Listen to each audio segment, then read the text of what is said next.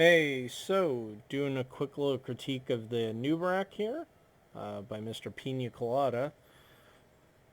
Doing a quick video because typing with the Anub is really awkward because 90% of his play is positioning and cooldown, like playing around your cooldowns. So, and it's easier to show instead of tell in this case. So for a Anub, especially on a map like this, you want to be controlling this bush or this bush. This bush actually kind of sucks because everyone checks it. Whereas this bush, you can actually be behind it if you want and still be fine. The reason this bush in particular is going to Nubrak is because if they step up into this, you can Q or E over the wall, or through it rather, and especially if you E and hit them, and you end up on this side and they're here, then you can body block them, and if your team is good at falling up, you will get a kill. So that's what you want to be looking for in these early lane engages. The other thing you can do is walk up and look for a Q. If someone steps up too far, you can Q them, you can call target on them, and then you can, if you feel like you can get the kill, you E onto them, and again, if your team follows up correctly, you should get a kill.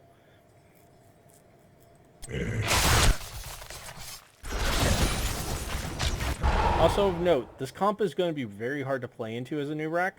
If you have a choice in the matter, you definitely don't want to pick an Anub into this comp. I assume you first picked it, otherwise there's no chance in hell you would take it into a Hanzo, Zul'jin, or Tannis comp. And the Lucio doesn't help either because they can boop you and mess up your second stun or peel for their team. Just give them speed boost, let them run out. But yeah, ranged DPS, ranged auto-attacking DPS specifically, are very good against Anub. You essentially do not have any value off your W this game, so that's really unfortunate.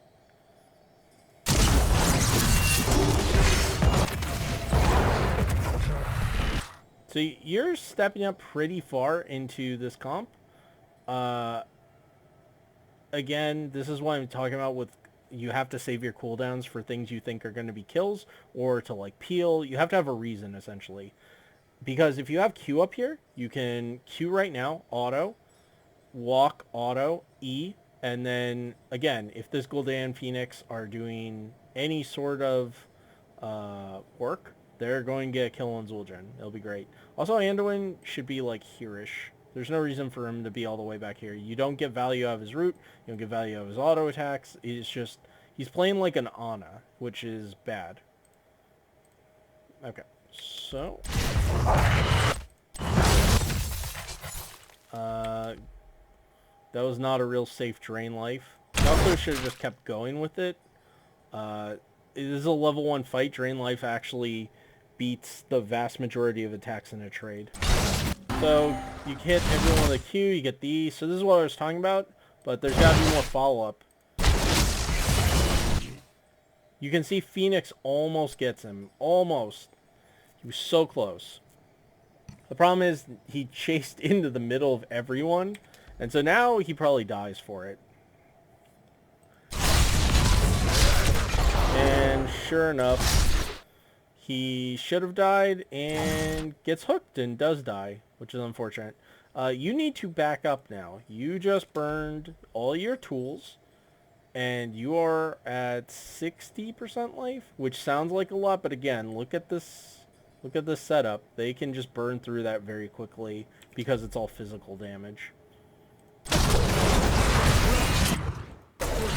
You wanted to be moving up, by the way. You did not want to be moving just straight back. But, I mean, you do get hit by the swap, so I don't know how much it would have mattered.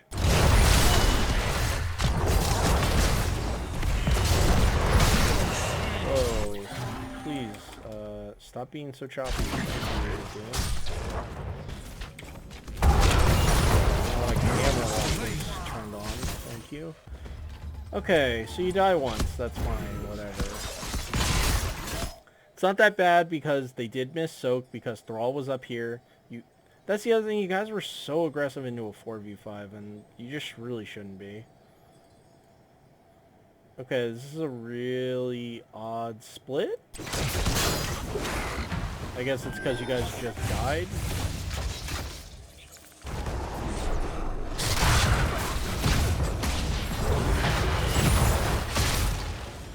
Okay, Anubrak should not be on soak duty. This is terrible. This is a waste. Again, he's not... This is... Okay. Anubrak can't soak. You can make him soak if you absolutely need to catch a wave. If you do, you shouldn't be burning your cooldowns because you're just not getting value out of them.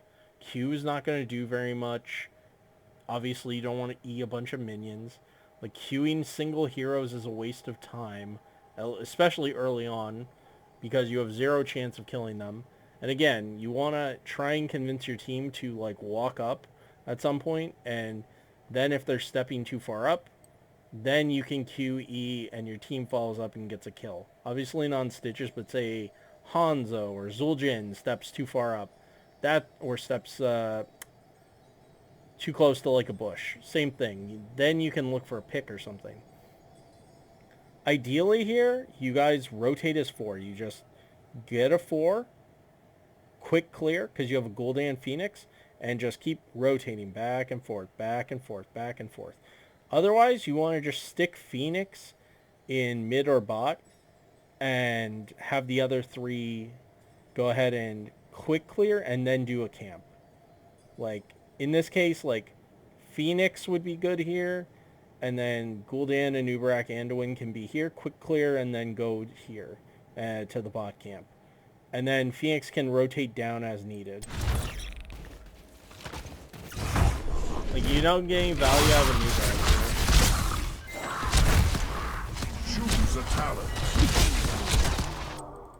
Again, like I said, you're really bad in this comp. You can't be stepping that far up. You're just going to take a lot of free damage.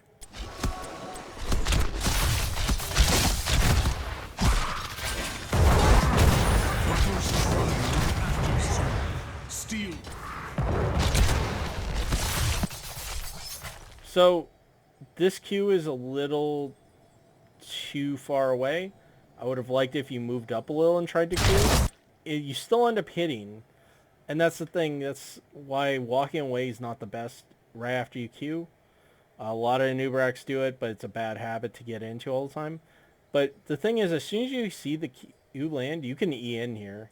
What does Gul'dan have up? Gul'dan has E up. He's going to have Q back up. Gul'dan can turn around right now and launch an E. And if both land, and then he walks up and like auto Qs, and you just auto, like, very possible you get a kill on Hanzo here. Instead, nothing happens. Also, this is way too passive. This is a decent 2v2. You guys should be walking up, and Gul'dan should just be queuing or drain life. You guys should be able to clear his camp, no problem. Let me see something. Yeah, so you guys... For a second, I thought, okay, well, maybe it's because you guys don't have vision. But you got vision on at least 3 of them. And Zul'jin was just top. So, like, you know he can't be here yet. So that gives you a couple seconds. And, again, you're Gul'dan. You can just step up to here and Q. And then if you're worried about Zul'jin coming over here, Anub'arak, you can go up here and anchor this point, essentially. And just slow him down.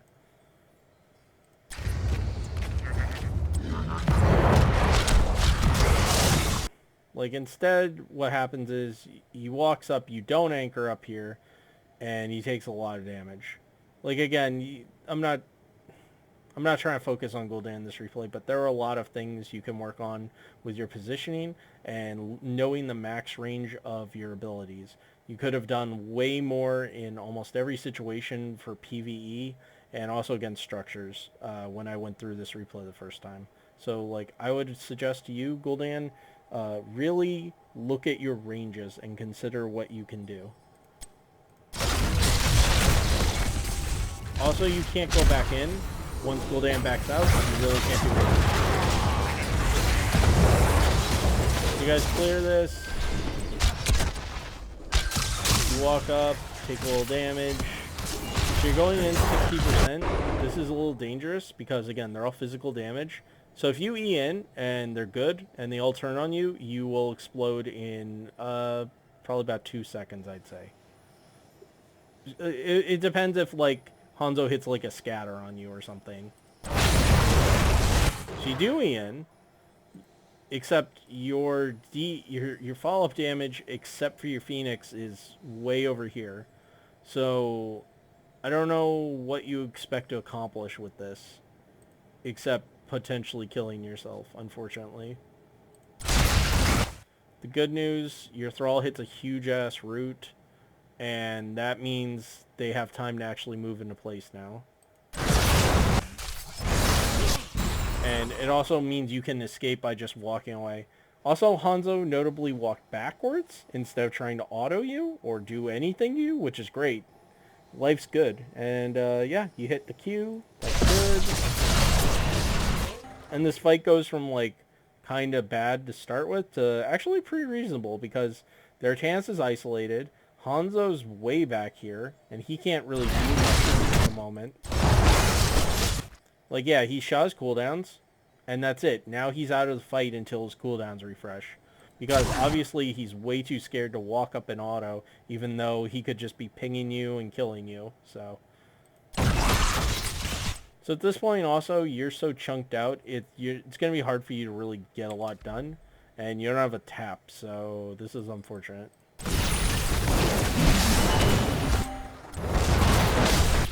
So, yeah. Right here, the root, as soon as this comes off cooldown, you want to EN and look for the kill. Because if you hit the E and you go auto Q follow-up, Zul'jin's dead.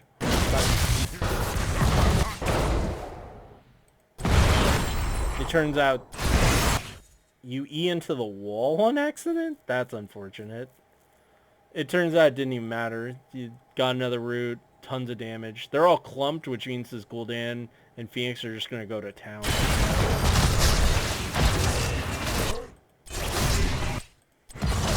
Yeah. So you guys also fight here very easily. But yeah. So for future reference, like things you want to do, walk in from here. You can stand here and E in if your team wants to look for a pick play. But yeah, just Eing into the middle of 4 of them with both your DPS, or 2 of the 3 back here, super dangerous. Try to coordinate more, so like if Thrall had fully committed to going in over here, I wouldn't have minded as much. And like Gul'dan can be here and hit Qs and such, but back here, it's a lot harder.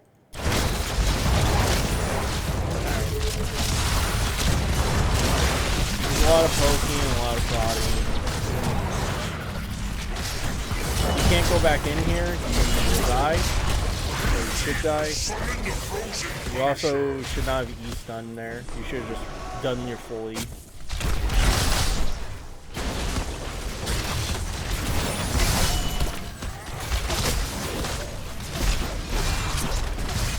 Okay, so this is minor, but like, the downside about going in so hard there is like, if you have E, as soon as this gets frozen, you can E in and hit both of them, and then, again, you guys should just be able to kill this Hanzo, no problem.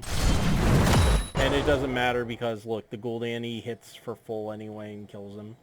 But, again, just, these are small things you want to be looking for that, against better players, if the opportunity arises to kill a Hanzo before he unroots and can flip out, then that's what you want to be looking for. Yeah, because he does flip out, but it's just too late. The dot damage is just going to kill him.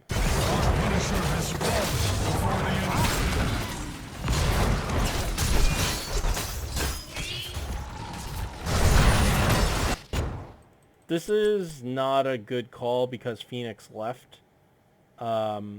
If you all 4 had done bot camp, that would have been fine. You could anchor here, and that's fine.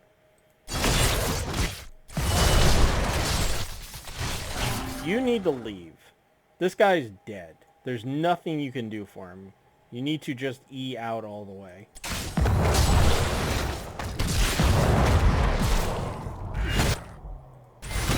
Yeah, so you get him out by blocking and turn around and then you die. You have been slain. I guess it works out better that it was you instead of Anduin because Anduin then saves Gul'dan who walked back in for some reason. So I guess that works out. Okay. Interesting. From the depths I come.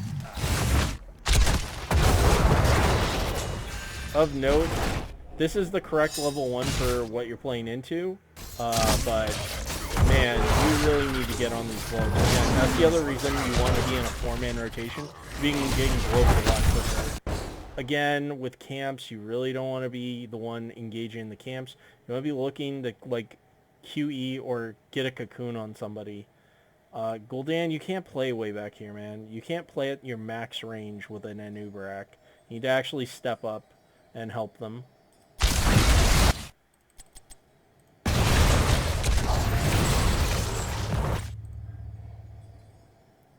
This is a good cocoon.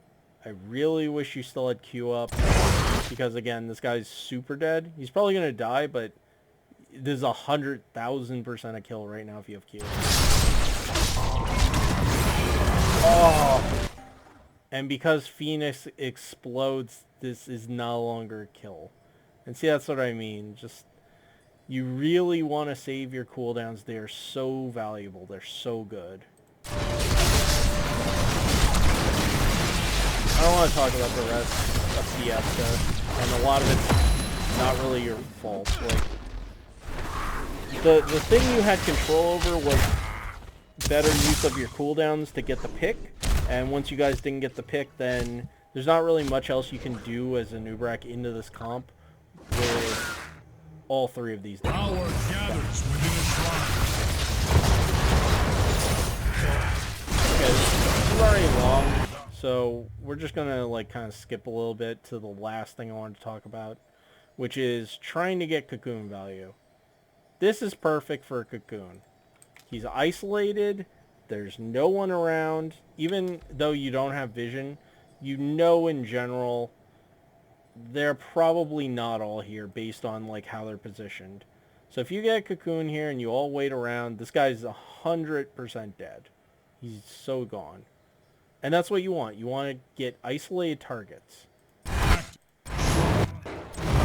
But instead, the Thrall does hit the root, which is great. But, I mean, he still escapes.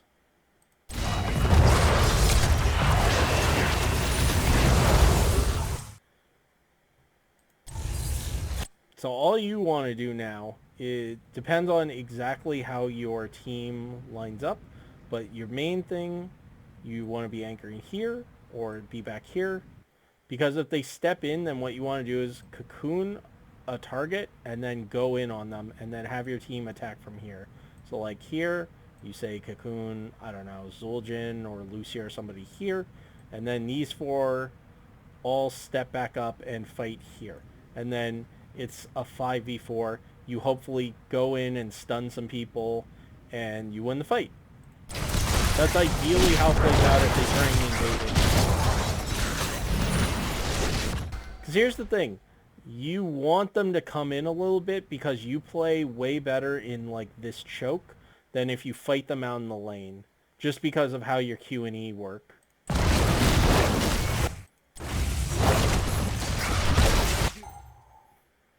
There's zero reason to cocoon here. They're going to break him out for free. And you lose one of your best tools for like either getting a pick or forcing them to stop attacking your team. And because you guys were already backing up and disengaging from this fight, it's just a waste. At this point, you all need to run away. Like, you've blown a lot of cooldowns, and you're just completely out of position to keep this fight going. So, again, your team seems to fundamentally misunderstand what a Nubarak can do. This is not where you want to be. You are not a great anchor tank. So unless you can chain these and Phoenix and Anduin get a pick or something, like, this doesn't work. They're literally going to walk around you because you can't do anything to them. And the Stitches is going to be able to hook your backliners.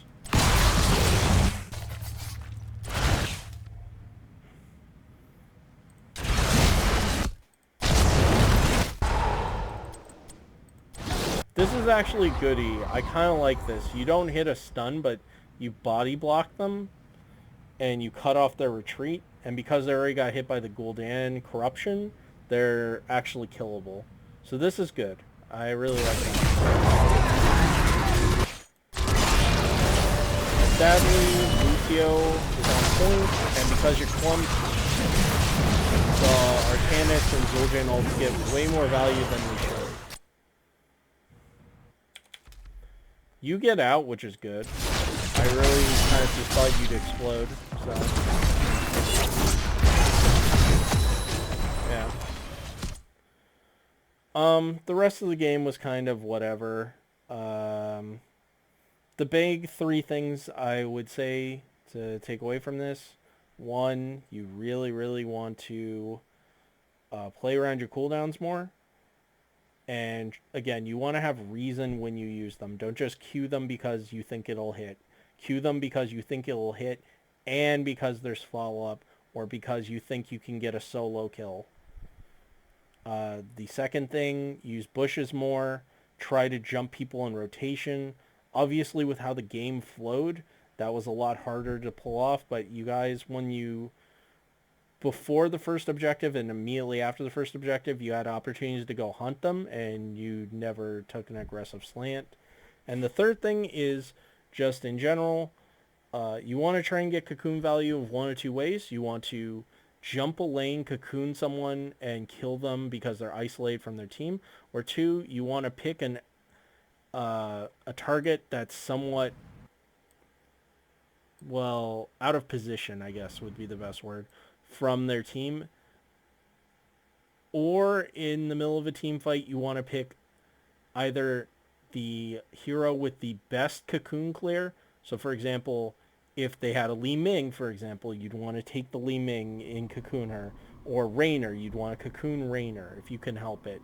Because it takes a lot more time for, say, a Hanzo to bust someone out than one of those heroes. Or you want to, like we saw earlier with the Lucio here, because the Lucio was somewhat alone, gain the cocoon means even if they start to surround you, you can instantly pop him as soon as he comes out of the cocoon with like any form of CC, and everyone just drops their buttons. And so as soon as you get that pick, even if it's a little slow and you take some damage, it still turns it into a 5v4. And so that's the other thing you want to look for. One final note, I would say, you really don't want to go heavy W build into this physical comp. I know you can run away faster, but that's not really worthwhile. Like, I think you just get more value out of a Bed of Barbs and a different 7. And again, we already talked about the globe thing. You should need to be further along. Alright, that's all I got for you. Hopefully it helps.